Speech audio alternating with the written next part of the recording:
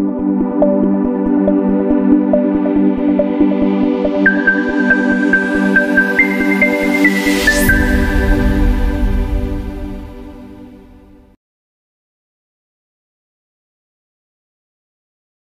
Friends, welcome to Jitu ideas YouTube channel. Thank you for your support and subscription అండి. Friends, మన ఛానల్లో చాలా different types of business ideas అయితే ఉన్నాయి.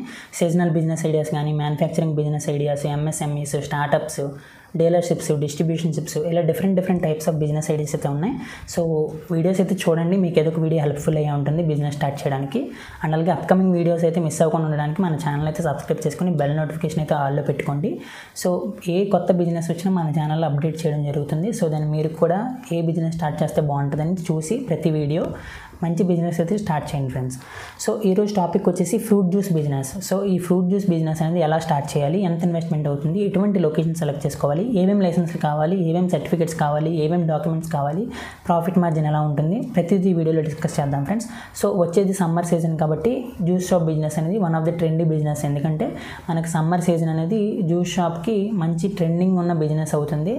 Sales కూడా గట్టిగా ఉంటుంది, ప్రాఫిట్ మార్జిన్ కూడా ఈ బిజినెస్లో చాలా బాగుంటుంది. సో ఎవరైనా తక్కువ ఇన్వెస్ట్మెంట్లో మంచి ప్రాఫిట్ వచ్చే బిజినెస్ స్టార్ట్ చేద్దాం అనుకున్న వాళ్ళకి జ్యూస్ షాప్ బిజినెస్ అనేది one of the best trending option. ఎందుకంటే వచ్చేది సమ్మర్ సీజన్ కాబట్టి ఎలాగో. సో దీనికి లో ఇన్వెస్ట్మెంట్ కావాలి. అండ్ అలాగే ఎక్కువ మంది మనకి డ్రింక్స్ కన్నా జ్యూసెస్ని ప్రిఫర్ చేస్తారు. ఎందుకంటే మనకి హెల్త్ ఇష్యూస్ వల్ల కానీ డ్రింక్స్లో ప్రిజర్వేటివ్స్ అయితే యాడ్ చేస్తారు కాబట్టి జ్యూసెస్ అనేవి న్యాచురల్గా వస్తాయి కాబట్టి ఎక్కువ మంది డ్రింక్స్ కన్నా జ్యూసెస్ తాగడానికి అయితే ప్రిఫర్ చేస్తారు. అందుకే ఇది మోస్ట్ ప్రాఫిటబుల్ బిజినెస్ సమ్మర్ సీజన్లో మనకి. సో దీనికి ఎటువంటి ప్రికాషన్స్ తీసుకోవాలి? సో దీనికి మనకి ఇన్వెస్ట్మెంట్ ఎంత అవుతుందంటే ఒక 1,50,000 to 2 lakhs అయితే సరిపోతుంది ఫ్రెండ్స్ ఈజీగా. అండ్ అలాగే లొకేషన్ చూసుకుంటే హైయెస్ట్ ఫుట్ఫాల్ ఏరియాస్ ఉండాలి. Like malls, colleges, schools, markets, junctions, ఇలా హైయెస్ట్ ఫుట్ఫాల్ ఏరియాలో మనం బిజినెస్ అయితే స్టార్ట్ చేయాలి. దెన్ మన బిజినెస్కి సేల్స్ అయితే గట్టిగా ఉంటుంది. సేల్స్ ఎక్కువ ఉంటే మనకు ప్రాఫిట్స్ కూడా ఎక్కువ ఉంటుంది. కాబట్టి మనం స్టార్ట్ చేసే బిజినెస్ ఏదో హైయెస్ట్ ఫుట్ఫాల్ ఏరియాలో స్టార్ట్ చేసినట్లయితే మనకి మంచి మార్జిన్ ఉంటుంది. సో ఇది రెంటెడ్ ప్లేస్లో కానీ, ఓన్ ప్లేస్లో కానీ ఎక్కడైనా స్టార్ట్ చేసుకోవచ్చు. మనకి ఎటువంటి ఇబ్బంది లేదు. అండ్ అలాగే ఎటువంటి రిజిస్ట్రేషన్స్ కావాలి దీనికంటే మున్సిపాలిటీ పర్మిషన్ అయితే ఉండాలి. అండ్ అలాగే ఎక్కువ మొత్తంలో చేసేలా ఉంటే ఫుడ్ లైసెన్స్ కూడా ఉండాలి దీనికి. సో ఫుడ్ లైసెన్స్ వచ్చేసి మనకి 3,000 నుంచి 10,000 మన బిజినెస్ సైజుని బట్టి డిపెండ్ అయ్యి లైసెన్స్ అయితే ప్రొవైడ్ చేస్తున్నారు ఫుడ్ లైసెన్స్ అనేది. సో చిన్న మొత్తంలో స్టార్ట్ చేసేలా అయితే ఫుడ్ లైసెన్స్ ఏం అవసరం లేదు. పెద్ద మొత్తంలో స్టార్ట్ చేసేలాగా ఉంటే ఫుడ్ లైసెన్స్ ఉంటే చాలా మంచిది.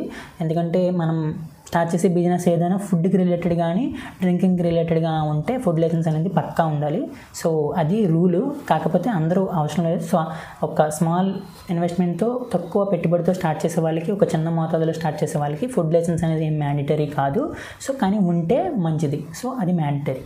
సో క్లీన్ అండ్ హైజీన్గా ఉండాలి మనం ఉండే ప్లేస్ అనేది. అండ్ అలాగే మిషనరీ అండ్ రా మెటీరియల్ కూడా కొనే స్తోమత ఉంటే వాటిని కూడా ఏర్పాటు చేసుకోవచ్చు మనం.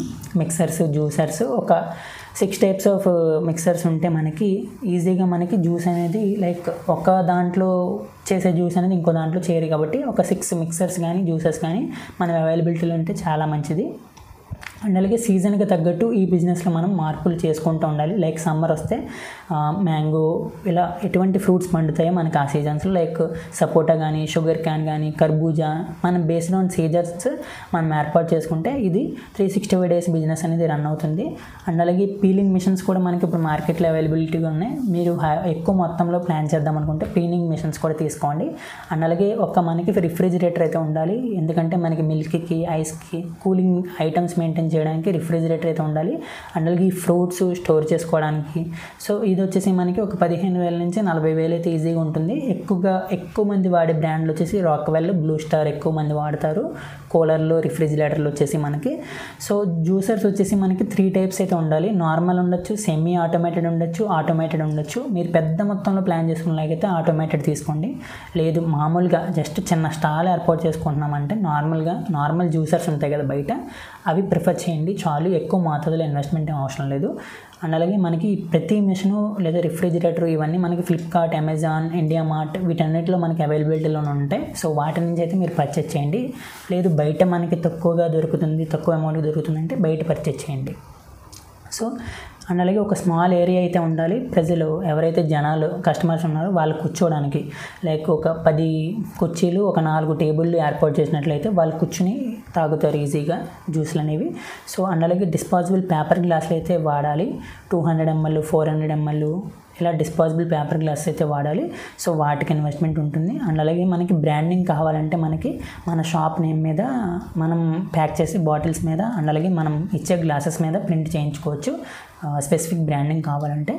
అండ్ అలాగే ఇప్పుడు స్ట్రాలు అయితే ఉండాలి. ఒక 600 నుంచి 800 స్ట్రాలు ఒక 100 రూపాయలు ఈజీగా దొరికేస్తున్నాయి ప్రజెంట్ మార్కెట్లో. సో ఇది ఫ్రెండ్స్ ఇన్వెస్ట్మెంట్ చూసుకుంటే లైక్ ఒక రిఫ్రిజిరేటర్, ఎందుకంటే ఈ ఐటమ్స్ అన్ని మెయింటైన్ చేయడానికి అండ్ అలాగే ఐస్ని మిల్క్ని మెయింటైన్ చేయడానికి ఒక రిఫ్రిజిరేటర్ అండ్ అలాగే ఒక 6 టైప్స్ ఆఫ్ జ్యూసెస్ మిక్సర్స్ ఉండాలి. ఎందుకంటే 6 రకాల జ్యూసులు చేసుకుంటే 6 మిక్సర్లు ఉంటే అంటే ప్రిఫరబుల్, లైక్ ఒక జ్యూస్ చేసిన దాంట్లో ఇంకో జ్యూస్ చేయకుండా ఉంటాం కాబట్టి ఒక 6 మినిమం ఒక 6 మిక్సర్లు అవైలబిలిటీలో ఉంచుకుంటే చాలా మంచిది. ఎందుకంటే సడన్గా ఏదైనా రిపేర్ వచ్చినా మనకి అవైలబిలిటీలో ఇంకో మిక్సర్ అనేది రెడీగా ఉంటుందన్నమాట. సో దెన్ మన సేల్స్ అనేవి ఆకుండా ఉంటాయి, మన బిజినెస్ అనేది రన్ అవుతూనే ఉంటుంది 365 డేస్. అండ్ అలాగే సీజనల్కి తగ్గట్టు మన ఫ్రూట్స్ని మార్చినట్లయితే షుగర్ క్యాన్, కర్బూజా, వాటర్ మెలాను ఇలా సీజన్కి తగ్గట్టు మనకి ఫ్రూట్స్ మార్చినట్లయితే మనకి 365 డేస్ అనేది ఈ బిజినెస్ అయితే ఈజీగా రన్ అవుతుంది. అండ్ అలాగే మన కాంపిటీటర్స్తో మనం యూనిక్ సెల్లింగ్ ఉండాలంటే మనం మంచి క్వాలిటీ అనేది మెయింటైన్ చేస్తూ తక్కువ రేటుకి ఇచ్చినట్లయితే మనకి ఎక్కువ సేల్స్ అయితే ఉంటుంది. అండ్ అలాగే మనం ఉన్న ప్లేస్ క్లీన్గా హైజీన్గా మెయింటైన్ చేసుకుని ఒక ఫుడ్ లైసెన్స్ అనేది మనం తీసుకుంటే మనకి మున్సిపాలిటీ సర్టిఫికేట్ అనేది తీసుకుంటే మున్సిపాలిటీ నుంచి ఎటువంటి ఇబ్బంది రాకుండా ఉంటుంది.